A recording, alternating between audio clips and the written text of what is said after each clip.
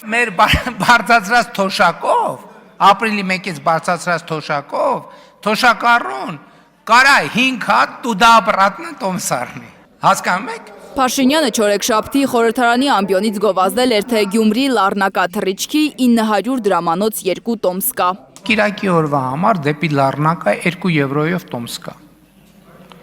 Այսինքն մեր թոշակառուները, այսինքն 900 դրամով Մինչ 70-ամյա Վրամը կգտներ դեպի Լառնակա կիրակնորյա թռիչքի էժան տոմսերը, գները թռել հասել են 18250 դրամի։ Բայց եթե անգամ 900 դրամով նրան հաջողվի տոմս ձեռք գցել, միևնույն է Լառնակայում հանգիստը վայելելու շռայլություն երևանցի թոշակառուն չի կարող թույլ տալ իրեն։ Երևանից Գյումրի ամենաէժան փոխադրամիջոցով գնացքով գնալ գալը 5000 դրամ է։ Կիպրոսում մեկ շաբաթյա ամենաէժան կեցությունը առնվազն 150,000 դրամ։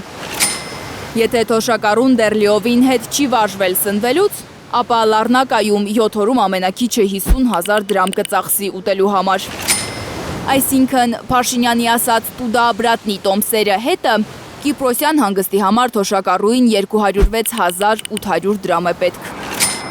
Չհաշված վիզայի առնվազն 23,000 դրամը։